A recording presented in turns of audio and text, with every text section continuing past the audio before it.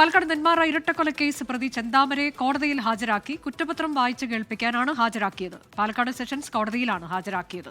ആയിഷത്തുൽ ഷംന വിവരങ്ങളുമായി. കഴിഞ്ഞ ദിവസങ്ങളിലൊക്കെ കണ്ടതുപോലെ ഒരു കൂസരമില്ലാതെ ചെന്താമര വരുന്നു അല്ലേ?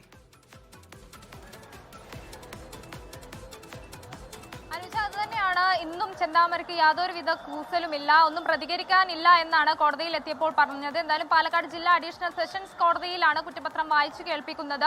2025 ജനുവരി 27-നായിരുന്നു ഇരട്ട കൊലപാതകം സംഭവിക്കുന്നത്. അതായത് 2019 സജിതയെ കൊലപ്പെടുത്തി ജാമ്യത്തിലിറങ്ങിയ പ്രതി പിന്നീട് 2025 ജനുവരി 27-ന് സജിതയുടെ ഭർത്താവ് സുധാകരനെയും അമ്മ ലക്ഷ്മിയെയും വെട്ടിക്കൊല്ലുകയായിരുന്നു. ആദ്യം സുധാകരനെ കൊലപ്പെടുത്തി നിലവിളി കേട്ട് ഓടിയെത്തിയ ലക്ഷ്മിയെയും അമ്മ ലക്ഷ്മിയെയും കൊലപ്പെടുത്തുകയായിരുന്നു. ഇതോടുകൂടി പിന്നീട് നെല്ലിയാമ്പതി മലനിലകളിലേക്കൊക്കെ രക്ഷപ്പെട്ട പ്രതിക്ക് പിന്നീട് ഈ വിശപ്പ് സഹിക്കാനാവാതെ 3 ദിവസത്തിന് ശേഷം ഇറങ്ങി വന്നപ്പോഴാണ് പോലീസ് പിടിയിലാകുന്നതും. എന്തായാലും ആദ്യഘട്ടത്തിൽ ഈ 2019 കേസിൽ ഈ കുറ്റപത്രം വായിച്ച് കേൾപ്പിക്കാൻ അതുപോലെ കുറ്റപത്രം സമർപ്പിക്കാനൊക്കെ വളരെ വൈകിയത് കൊണ്ടാണ് വിചാരണ നടപടികൾ വൈകിയത് എന്ന തരത്തിലൊരു ആക്ഷേപമൊക്കെ ഉണ്ടായിരുന്നു.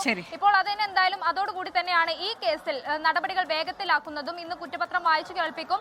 ഇതിൽ ലാബ് റിപ്പോർട്ടുകൾ, ശാസ്ത്രീയ തെളിവുകളൊക്കെ സമർപ്പിച്ചിട്ടുണ്ട്. ഒപ്പം തന്നെ സാക്ഷിമൊഴികൾ രേഖപ്പെടുത്തിയിട്ടുണ്ട്.